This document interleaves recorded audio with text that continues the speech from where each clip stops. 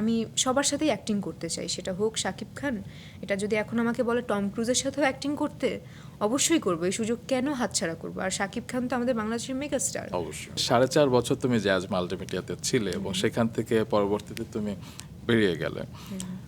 বলা হয় যে তোমার সাথে আব্দুল আজিজের প্রেম ছিল এবং সেই প্রেম ব্রেকআপ হয়েছে। আবার এখানেও প্রেম, মাই গুডনেস। প্রেম প্রেম ছাড়া পথে প্রেম, পথে পূজা,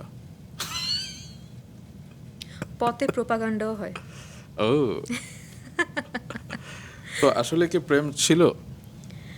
না, একটা ভালো আন্ডারস্ট্যান্ডিংকে যদি মানুষ প্রেমের পর্যায়ে ফেলে দেয় তাহলে তো আসলে বলতেই পারি প্রেম ছিল। এবং আবারও মাহিয়া মাহির প্রসঙ্গে আসে, আব্দুল আজিজ নিজেই ফেসবুকে বলেছিলেন যে মাহিয়া মাহির সাথে তার প্রেম ছিল এবং সেটাকে যদি আমরা সত্যি ধরি তাহলে মাহিয়া মাহির সাথে ব্রেকআপ হয়েছে তোমার কারণে, যে কারণে মাহিয়া মাহি তোমাকে অপছন্দ করেন সেটিও বলা হয়।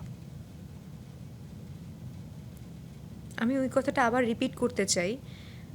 আমি তো মানে মাহিয়া আপু চলে যাওয়ার পরে তো আরো অনেকেই এসেছে, তার মানে কি অনেকে সবার সাথেই প্রেম ছিল আজিজ ভাইয়ের? অনেকেই না, দু একজন। হ্যাঁ, ফারি আপু এসেছে, জলি তারপর এসেছে। জলি আপু এসেছে, ফারিন খান নামে একজন এসেছে। সো তাহলে আমার কাছে মনে হয় আজিজ ভাইয়ের সবার সাথেই প্রেম ছিল। আর আজিজ ভাই, আমি যতটুকু আজিজ ভাইকে চিনি, আজিজ ভাই খুবই স্ট্রেট ফরওয়ার্ড এবং যেটা বলবে সত্যি কথা বলবে।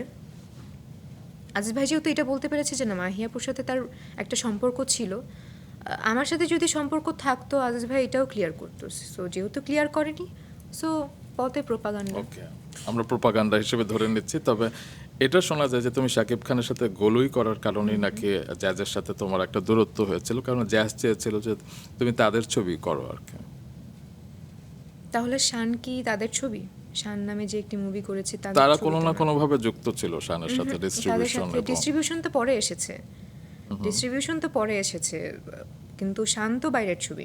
যদি বাইরের ছবিতে তাদের প্রবলেমই থাকতো তাহলে শান আমি করতেও পারতাম না, হৃদিতাও করতে পারতাম না আনিসুল হক স্যারের, তারপর সাইকো করতে পারতাম না। বাইরের অনেক সিনেমা আমি করেছি, অনেক সিনেমা করেছি। সো গোলুই বা কেন, গোলুই বা কেন এই কথাটা আসবে? সেটা হয়তো শাকিব খানের সাথে সেই সময় আজিজ ভাইয়ের কোনো একটা দ্বন্দ্ব ছিল, সে কারণে।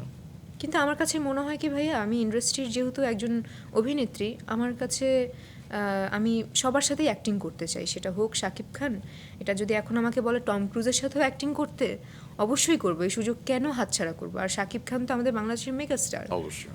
সো তার সাথে কাজ করা তো মানে যেহেতু অফার পেয়েছি, আমি কেন ফিরিয়ে দেবো?